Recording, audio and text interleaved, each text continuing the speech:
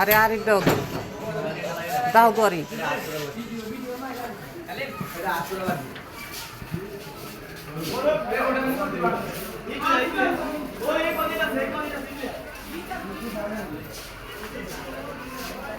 বাত ব্যথা, প্যারালাইসিস কিংবা আর্থ্রাইটিস, আধুনিক ফিজিওথেরাপি ও পুনর্বাসন চিকিৎসায় নির্ভরযোগ্য নাম ডিপিআরসি।